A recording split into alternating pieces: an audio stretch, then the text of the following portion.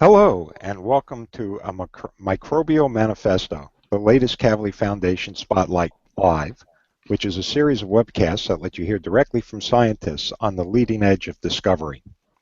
Today, we're going to ask, why is now the right time for a unified microbiome initiative, a big science push to understand the microbiome? We can think of it as a microbial manifesto because when it comes to understanding microbiomes, we are living in revolutionary times.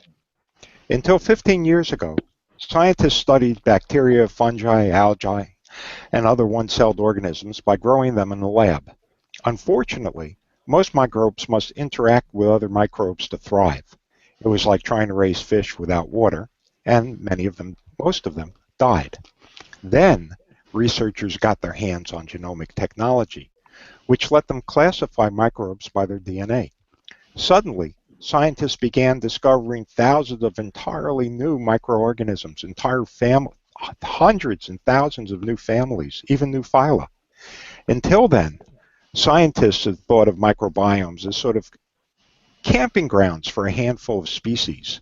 With genomics, we began to see them as remarkably complex, multicultural metropolises of tens and even hundreds of thousands of intermingling species. And wherever we look, in our gut, they were everywhere. In our planet, they were everywhere. They influence digestion and also allergies, behavior, and even brain development. They make our plants and oceans thrive, yet we hardly understand what makes them tick. And that is why a consortium of 48 researchers wrote a manifesto. They proposed a uniform microbiome initiative to create the tools and collaborations we need to harness microbiomes to improve our health and our environment. I'm Alan Brown. I cover nanoscience for the Kavli Foundation, and I'll be moderating today's conversation. With us are three of the scientists behind the Uniform Microbiome Initiative. They are Rob Knight, founder of the American Gut Project, Janet Jansson, who investigates how microbiomes react to environmental changes, and many other things, and Jeff Miller, corresponding author of the journal article proposing the Unified Microbiome Initiative. Before we begin, let me remind you that if you want to submit a question, you can email it to us at info@kavlifoundation.org or tweet it using the hashtag #KavliLive. That's info@kavlifoundation.org or Twitter hashtag KavliLive. So, let's start with our questions. There's been a positive Cambrian explosion in the amount of microbiome research. 10 years ago, it was hardly on the map. Last year, 25,000 papers contained the term microbiome. Why is this happening now? Is it just about DNA, or are there other technologies that make this possible? Who'd like to start? So maybe I'll just kick this off really quickly. First of all, it's a real pleasure to be here, and especially with Janet and Rob. There are a lot of factors that come together to cause this explosion of interest. One, certainly fundamental, is the ability to rapidly sequence DNA. And over the past 10 years or so, we've seen a progression of technologies that allow us to characterize microbial communities with increasing resolution and sophistication. But we've also encountered many bottlenecks along the way, and interpreting this massive amount of sequence data is one of those bottlenecks. Rob, do you want to comment on that? Yeah, I think it's really the combination of the DNA sequencing tools getting much cheaper to apply, and the computational tools, including the CHIME toolkit that we developed, for example, that make the information much more accessible to a broad community of users.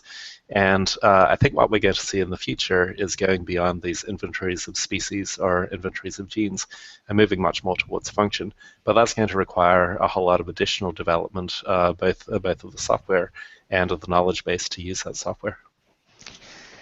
Jan, do you have any additional thoughts on that? Yeah, I can add as far as additional types of technologies that we could develop and take advantage of. With DNA sequencing, we get information about the composition of microbiomes, but it's also interesting to know what those microbes are doing. And for example, if we can understand the protein composition or the metabolite composition, we could get a better understanding of what they're doing in different kinds of habitats and in the body. But those tools are still lacking behind the sequencing technologies. There are a lot of developments in those areas, but they're still lacking behind. So that's a big growth opportunity for the field. You know, it's interesting. You've pretty much jumped to my next question before I got to ask it. Oh, So, okay. but what I was going to ask is, do we need a major program to do this, a unified microbiome initiative? Or, in other words, could we build on existing technologies, or do we need radically new types of science?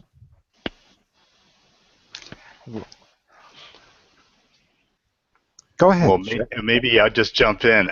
Both is likely to be the answer. And there's certainly a lot of room for incremental advances leading to better sequencing technology, et cetera. But we also need some quantum leaps at the same time.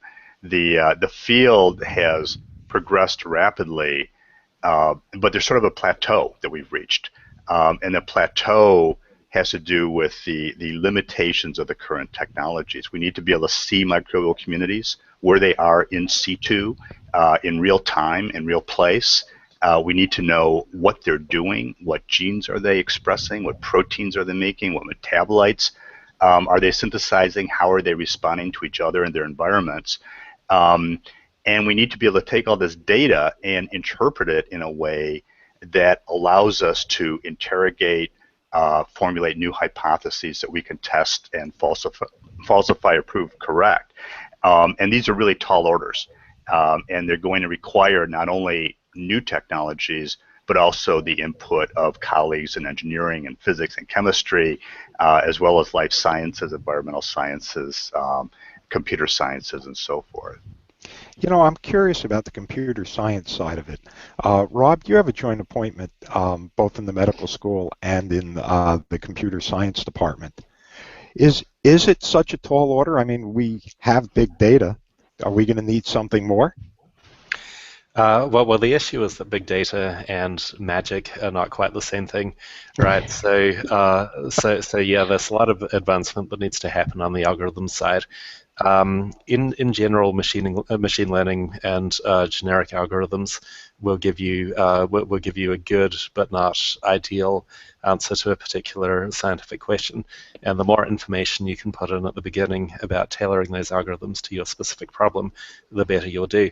The other thing is that although we're producing a tremendous amount of data, we're still limited by data and by our ability to interpret it.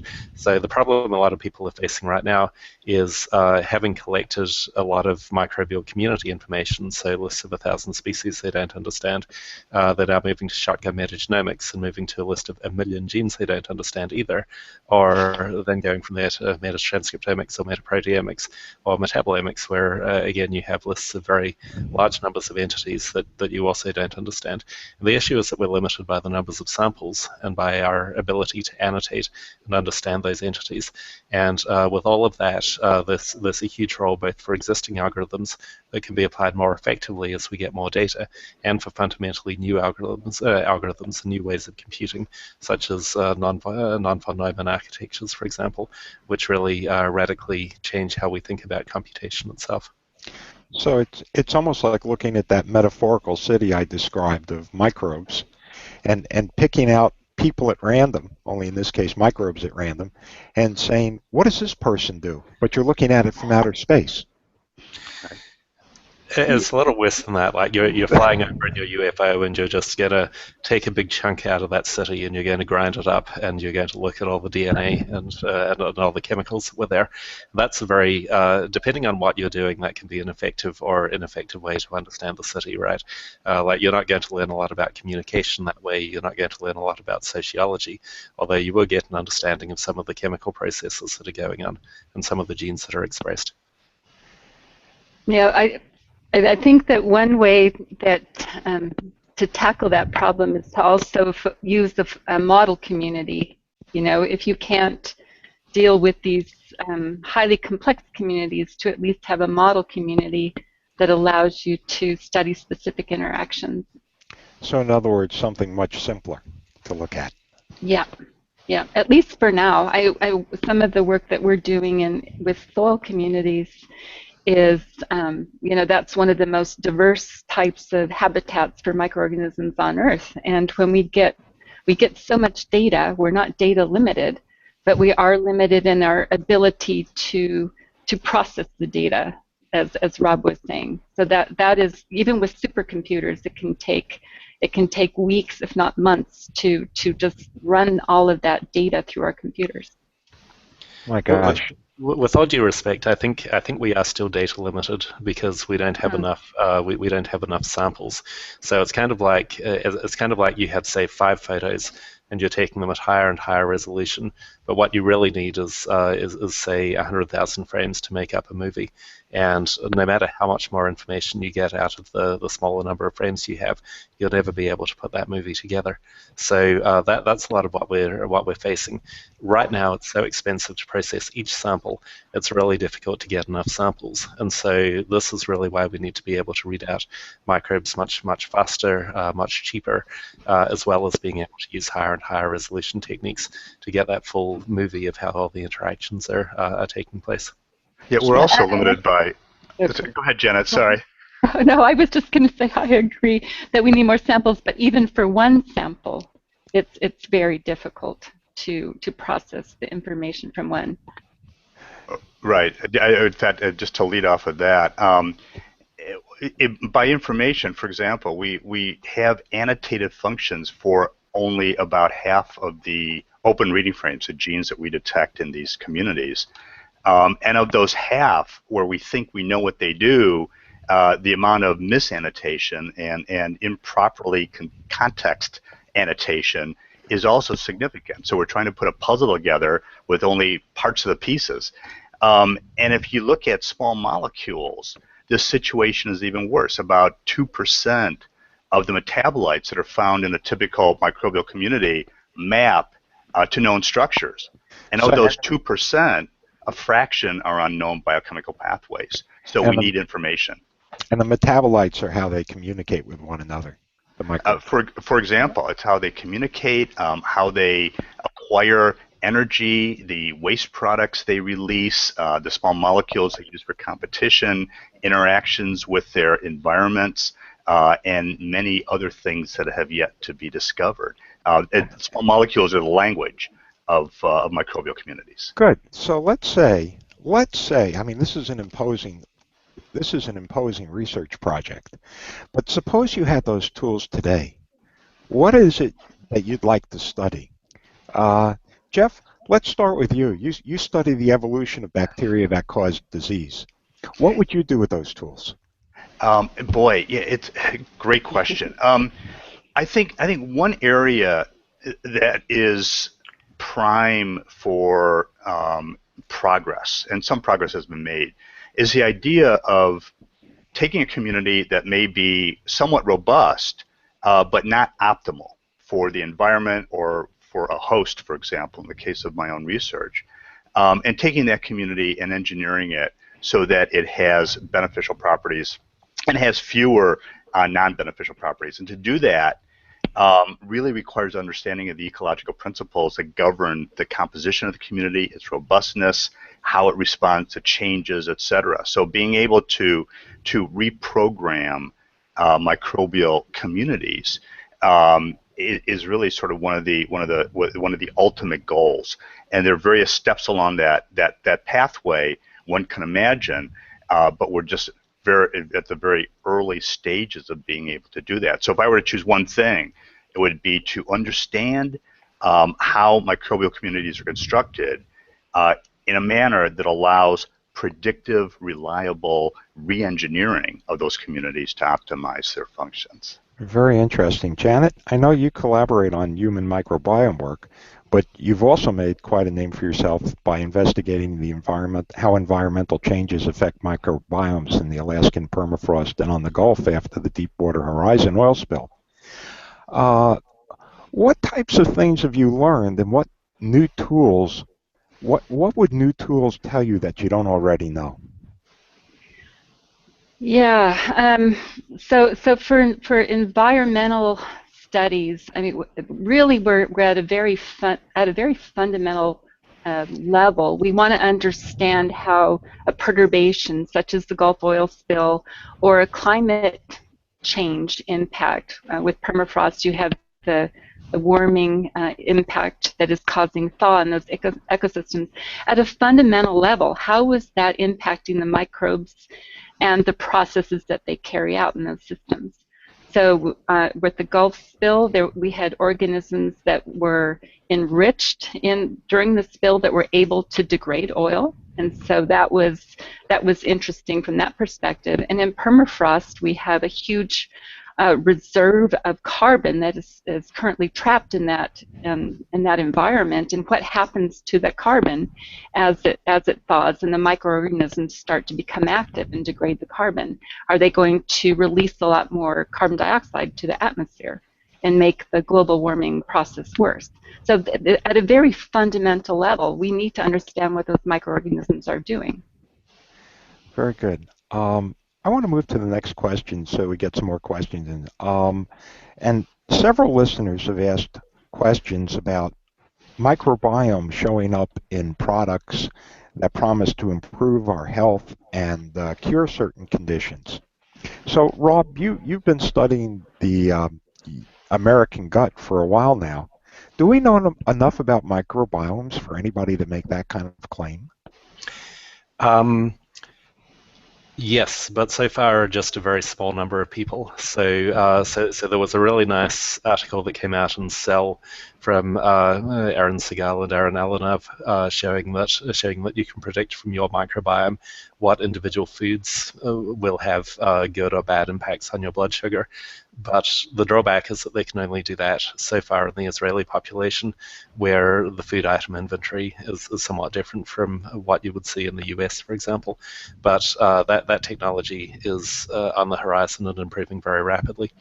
As far as probiotics go, there's not a lot of evidence that probiotics improve general health in humans, although there's some intriguing data in mice. But there's a fair number of probiotics that have been clinically studied in randomized controlled trials that are well conducted.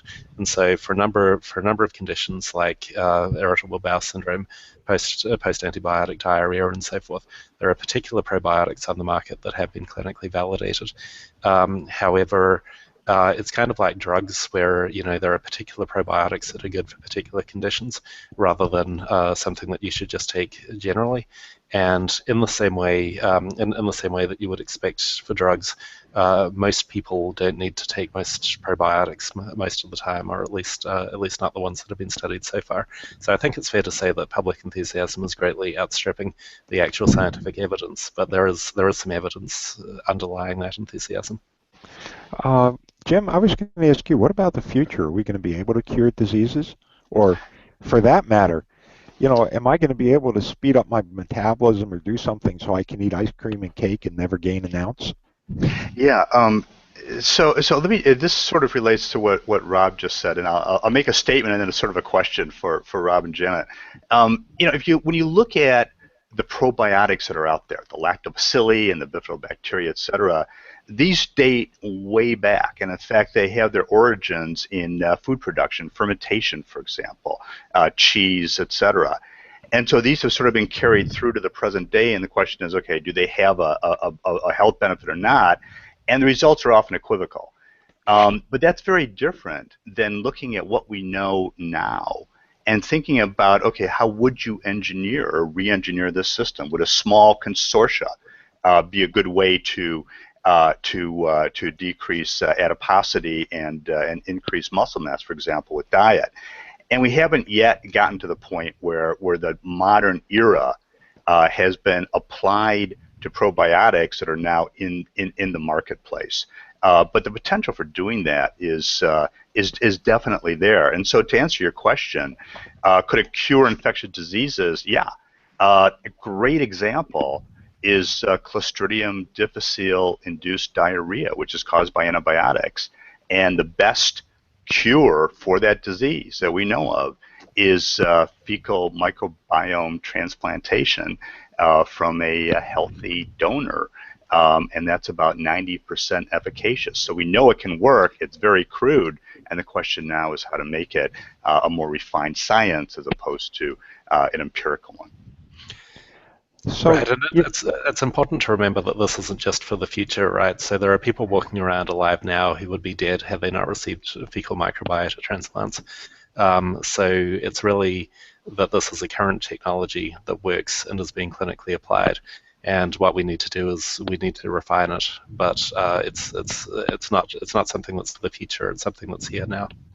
You know, these are interesting questions, and one of the things we've discovered about the human microbiome is that it influences all kinds of things like brain development, obesity, behavior, the very things that define us and who we are. Now we're talking about possibly synthesizing artificial microbiomes. You know, do we understand? Doesn't this raise some interesting issues? Definitely. Ethics is a huge area. Do no harm is the first principle, whether we're talking about permafrost or an agricultural environment or the human gastrointestinal tract. And so the requirements for using re-engineering of microbiota as essentially a drug have got to be stringent. Carefully controlled, and safety obviously is going to be the first issue, but it's complicated because these are dynamic systems, and the question is how long will they last? What else would change as a result of making these perturbations, etc. So we need to understand before we try to engineer and manipulate it at a large scale. And Janet, you study ecologies. I mean, could you imagine a large-scale ecological intervention using microbiomes? So I was going to follow up on the human one, and then I'll get to that. But just and it's linked to ecology. But another way to influence your microbiome, your human microbiome, is through the food that you give it. And so this is also a strategy that is sometimes successful. It's not well understood. It's called, instead of a probiotic, a prebiotic, where you're giving something that, for example, a resistant carbohydrate or starch that is ingested and it makes it to your intestine relatively intact so that the microorganisms can then consume it and ferment it, and that's beneficial for the colonic health. So that was just something that I did want to mention. As far as for the ecology, for actually manipulating an ecosystem on a large scale, that is of course difficult. You know, and there have been people that have talked about fertilizing the oceans by adding iron to mitigate the impacts of increasing CO2 concentrations. And buffering that effect. But when it comes to permafrost, you know, how to prevent the degradation of the carbon that is trapped there, you know, that's difficult. But at least by gaining knowledge about the types of organisms that are there and the ones that become active when the permafrost does begin to thaw, we can at least see what kinds of, if not doing a mitigation, to predict the implications of that change.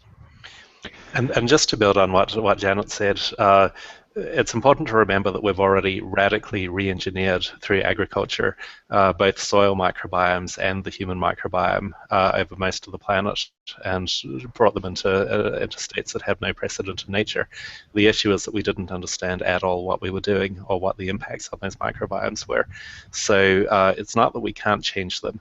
We're already changing them and have already changed them. The question is more, can we change them in a more nuanced and directed way, where we have a better understanding of ways that we could change them for benefit at the microbiome level, as opposed to just at the industrial or commercial level. You know, to go back to there's another way I could go with that question. When I said, you know, our microbiomes largely have a big impact on our personality. These are things that people used to think were strictly genomic. You know, it was our genetics that affected our personality. Do we understand the interaction between microbiomes and genome? Janet, you're shaking your head. I think you're up first. Well, I can tell you that that's a real hot area of research right now. This is something that we're looking at, and I know several other groups are looking at to establish the link between the host genome and the microbiome. I can say that preliminary evidence, and there have been a few publications, suggest that there is a link, mainly in looking at mouse models. Rob's also looked at the influence, I mean, more of like the historical perspective, looking at different types of human populations and the ancestral impact of those lifestyles on microbiomes. So maybe if you want to comment on that. Yeah, we know that both in mice and in humans, lifestyle effects like diet and hygiene, especially, have a much larger impact than host genetics. Although host genetics still has a highly statistically significant impact on particular features of the microbiome, including, interestingly, certain taxa that are associated with obesity in humans. And just to add one thing to what Rob just said, we've co-evolved with our microbial communities since we became Homo sapiens, and long before. We have about a dozen genes in our genome to digest complex carbohydrates. The microbiota in our gastrointestinal tract brings hundreds of genes that do that for us. And so when we eat a high-fiber, healthy diet, what we're really doing is relying on this microbial consortia to digest that food for us, so that we can take some of the products and use them for energy and other purposes. So maybe it's not such a great idea as one listener asks to use bactericides to kill bacteria in all our houses and on every surface. And not a good idea for a lot of reasons. Rob, you shook your head as soon as you just said, I'll add something to that.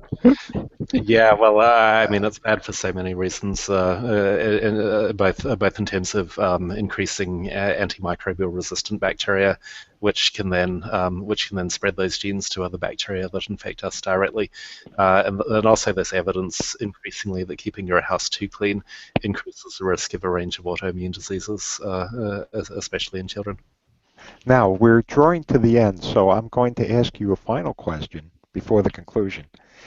And what I want you to do is just, in a short answer, tell me what, over the past 10, 15 years, what has surprised you most about your research?